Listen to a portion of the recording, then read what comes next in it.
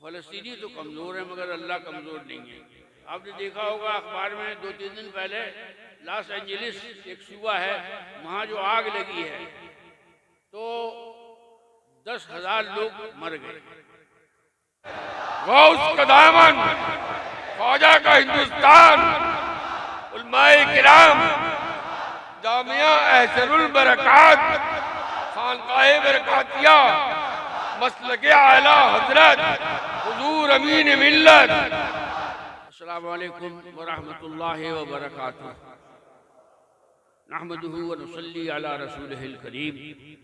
अम्मा बाद, क़ाल अल्लाहु तआला व अम्मा बिनिअमति रब्बिका फहद्दिस। सदक़ल्लाहुल अज़ीम व बल्लगना रसूलुहु मौलाना नबील करीम। इन्नल्लाह व मलाइकतहु युसल्लूना अलन नबी या अय्युहल्लज़ीना आमनू सल्लु अलैहि व सल्लिमू तस्लीमा। अल्लाहुम्मा सल्लि अला सय्यिदिना मौलाना मुहम्मद व अला आलि सय्यिदिना मौलाना मुहम्मद व बारिक वसल्लिम। सलातो व सलामुन अलैका या रसूलल्लाह व अला आलिका व अस्हाबिका या हबीबल्लाह। मिंबर रसूल पर जलवा अफरोज उलमाए किराम, मुफ्तियान ज़वील एहतराम, शोराए इस्लाम, मोहतरम बुजुर्गों, अजीज साथियों, नौजवान दोस्तों और बगैर बुलाई माँ और बहनों, अस्सलाम वालेकुम। मैंने कुरान अज़ीम की एक आयत आपके सामने तिलावत करने का शर्फ हासिल किया। अपने रब की नेमतों का शुक्राना अदा करते हैं तो हम किस किस चीज़ का शुक्राना अदा करें? हमारे पास तो नेमतें उज़्मा हैं। आक़ाए दो जहां मोहम्मदुर रसूलुल्लाह सल्लल्लाहु अलैहि वसल्लम। हिंदी का एक शायर कहता है कि दो पाटन के बीच में साबुत बचा न कोई, दो पाटन के बीच में साबुत बचा न कोई, जो कीली से लग गया वह का बाल न बाका हो। तो हमारे नौजवानों ने पता नहीं चक्की देखी है, नहीं चक्की देखी, जो हर घर में होती थी, उसका जो निचला पार्ट है वो अपनी जगह पे रहता है और ऊपर वाला पार्ट डूबता है। आप गेहूं पीसें, चने पीसें, जब उठाते ऊपर वाले पार्ट को तो कुछ गेहूं और कुछ चने वैसी सालिम रहते हैं, जो कीली के पास लगे हुए हैं वो वैसे सलामत रहते हैं। तो बिला तशबीह सरवर कौनैन सल्लल्लाहु अलैहि वसल्लम की गुलामी, जिनकी गुलामी का पट्टा जिनके गले में पड़ चुका है, उनको कोई मारने वाला नहीं। और हमारे तो दोनों हाथ में लड्डू हैं, बच गए तो गाजी और मर गए तो शहीद।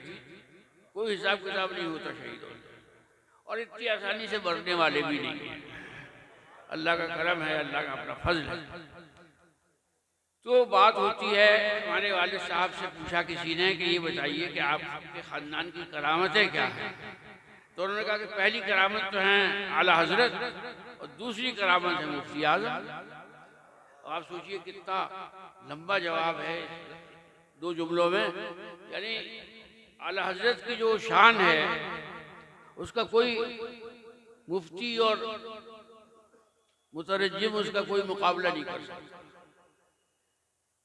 और सरकार मुफ्ती आज़म के दम से जितना सिलसिले को फ़रोग़ हुआ, किसी का इतना फ़रोग़ नहीं हुआ।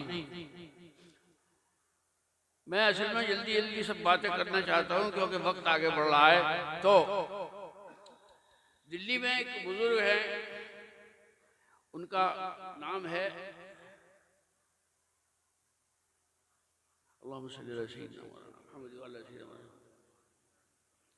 हज़रत ख्वाजा बाकी बिल्लाह। तो एक दिन देर रात उनके यहाँ मेहमान आ गए 8-10, बड़ी फिक्र में। आज जैसा माहौल तो था नहीं, शहरों में एक फ़ोन करिए आप 100 खाने मंगा लीजिए। वो बड़े परेशान हुए। उन्होंने ख्वाजा ने बुलाया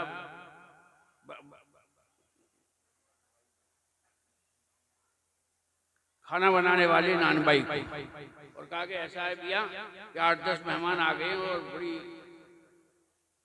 ज़रूरी है कि उनको खाना खिलाया जाए। तो उसने कहा कि मैं सबको अभी खिला दूंगा घंटे 1.5 घंटे में। तो ख्वाजा बाकी बिल्लाह ने फरमाया कि तू जो मांगे वो मैं दूंगा तुझे। खैर वो 1-1.5 घंटे में खाना बना के लाया और सारे मेहमानों को उसने खाना खिलाया।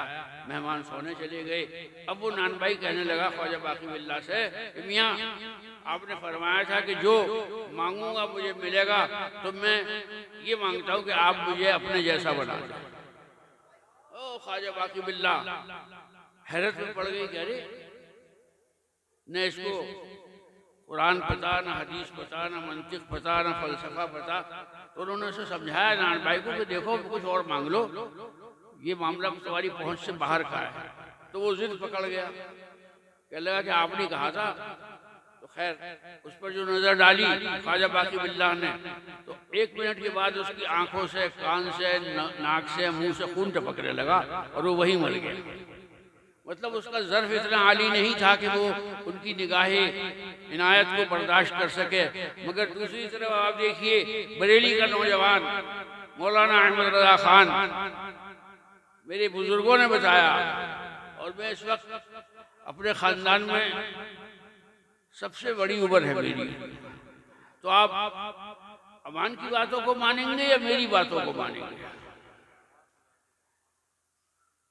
तो उन्होंने बताया कि जिस वक्त बरेली का 22 साल नौजवान आया और हुजरे में गए और बैत किया और फिर जो निगाह डाली, तो जो उन्हें देना था वो निगाहों ही निगाहों में दे दिया उन्हें।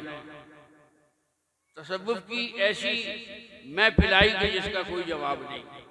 और जब वो उस कमरे से बाहर निकले तो शाल रसूल जैसी शक्ल हो गई थी आला हजरत की। अब बताइए फर्क था, एक 84 साल के थे और एक जो थे 22 साल के थे। तो मतलब ये कि जो उन्होंने अपने पोते से कहा था हजरत अबुल हुसैन अहमद नूरी से, उन्होंने पूछा कि वो अपने दादा को आपा साहब कहते थे। कह लगे आपा साहब, आपके यहाँ तो बड़ी देर तक रगड़ाई घिसाई मंजाई होती है, उसके बाद जो है निस्बत दी जाती है। और ये बरेली के नौजवान सुबह को आए और आपने इन्हें तुरंत मुरीद किया और तुरंत सारी खिलाफतें और इजाज़तें दे दी। शाल रसूल ने फरमाया कि मियाँ साहब, एक फिक्र रहती थी कि कल क़यामत के दिन अगर सवाल हो गया तो मैं क्या जवाब दूंगा। अल्हम्दुलिल्लाह वो फिक्र दूर हो गई। मैं अपने मौलवी अहमद रजा खां को पेश कर तो और सरकार मुफ्ती आजम का वाक़या कि आला हजरत यही तशरीफ़ रखते थे, तो मस्जिद से उतर रहे थे, आगे आगे नूरी दादा और पीछे पीछे आला हजरत। तो नूरी दादा ने गर्दन मोड़ के पूछा कि मौलाना साहब, क्या आप अपनी घर में हामिला छोड़ के आए थे? तो उन्होंने जवाब दिया कि जी। कहने लगे मुबारक हो, आपके यहाँ फर्जंद पैदा हुआ है और वो बड़ा नेक और अच्छा फर्जंद है, उससे लाखों को अपनी इस्लाह करने का मौका मिलेगा। और मैं बरेली आऊँगा तो फिर मैं उसे बैत भी करूँगा। चुनाचे बरेली शरीफ गए, मुफ्ती आजम 6 महीने के थे। कहा हजरत से साहबजादे साहब को लाइए और उन्हें अपनी गोद में लिटाया और अपनी दोनों उंगलियां उनके मुंह में डाल दी। अब अल्लाह ही बेहतर जाने के मुरीद ने क्या पाया और पीर ने क्या दिया। मगर हमने इतना देखा कि इतना मुत्तकी और परहेजगार हमने किसी को नहीं देखा जितना कि हमने सरकार मुफ्ती आजम को देखा। और इतना सादात का अदब करते हुए हमने किसी को नहीं देखा जितना मुफ्ती आजम को देखा। हमारे छोटे छोटे भाई जब हजरत के पास जाते थे तो हजरत सिरहाने बिठालकर पहले हाथ पाँव चूमा करते थे। हम लोगों को बहुत शर्म आती थी कि बताइए हिंदुस्तान का सबसे बड़ा आलिम मुफ्ती हम लोगों के साथ ऐसा कर रहे हैं। तो कहने का मकसद ये है कि मजबूती से मसलक आला हजरत पर कायम रहिए। मसलक आला हजरत पर बता चुका हूँ, मगर हर दफ़े बताता हूँ ताकि आपके दिमाग से ना निकल जाए। मसलक आला हजरत की मुख्तसर तारीफ ये है कि अल्लाह के रसूल को वैसा जानना और वैसा मानना जो मंशाए इलाही के मुताबिक है, वही मसलक आला हजरत। अल्लाह तबारक व तआला तो ताहा कह रहा है, हामीम कह रहा है, यासीन कह रहा है, या अय्युहल मुज़म्मिल कह रहा है, या अय्युहल मुदस्सिर कह रहा है। और ये बदनसीब कहते हैं कि उन्हें दीवार पीछे की खबर नहीं। उनको तो सारी दुनिया, सारी कायनात उनके सामने ऐसे है जैसे हमारे सामने हमारी दोनों हथेलियाँ। रब तबारक व तआला ने अपना नाइबे मुतलक बनाकर स्याह सफेद के इख्तियार देकर, रब है मोती, ये है कासिम, रिज़्क़ उसका है, खिलाते ये हैं। अर्शो दना तक किसकी रसाई, अर्शो दना तक किसकी रसाई, जाते ये हैं आते ये हैं, जाते ये हैं आते ये हैं। इन्ना आतैना कल कौसर, सारी कसरत पाते ये। तो मेरे अजीजों, मसलक पर मजबूती से कायम रहिए और सुकून के साथ रहिए। जो कुछ हो रहा है उसका भी अल्लाह की लाठी बेआवाज है। ये जो हमारे फलस्तीनी भाइयों के साथ हो रहा है, तो फलस्तीनी तो कमज़ोर है मगर अल्लाह कमज़ोर नहीं है।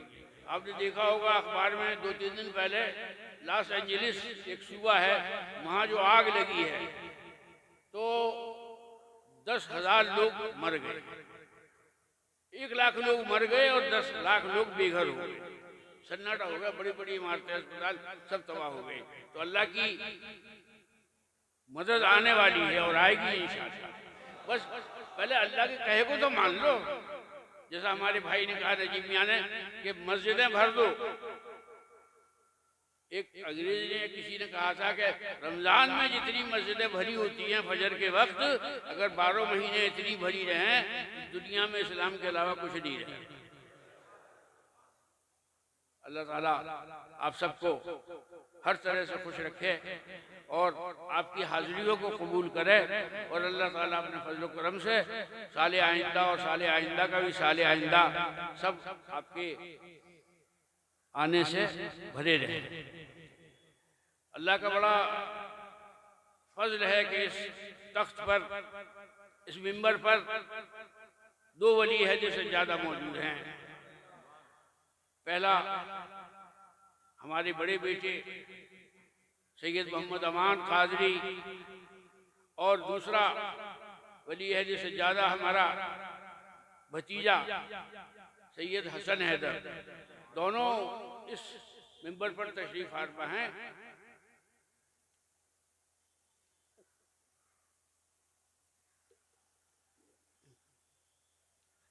बरक़ात के जाने का इतना झटका लगा है जैसे एकदम 440 वोल्ट का झटका मार दिया।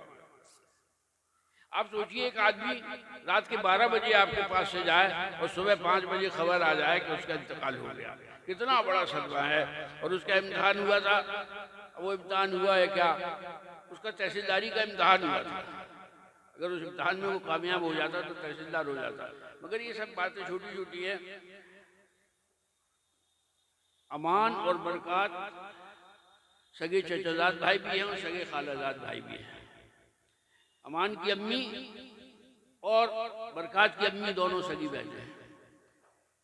इसका बहुत सदमा हुआ।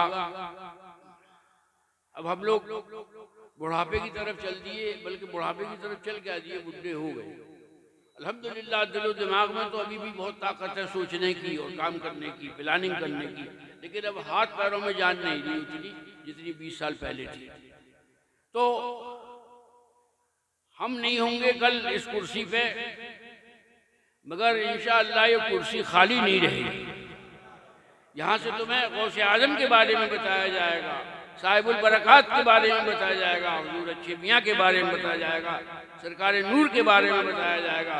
और ये मिशन जो सरवर कौनैन सल्लल्लाहु अलैहि वसल्लम का मिशन है, ये इंशाअल्लाह सुबह क़यामत तक जारी रहेगा। शख्सियत बदल जाती है मगर कुर्सी हमेशा भरी रहती है। कल इस मसरत पर मेरे वालिद माजिद रहमतुल्लाह अलैह और उनसे पहले मेरे मुर्शिद पाक और उनसे पहले साहिब उर्स कासमी गरज के ऊपर तक सिलसिला है।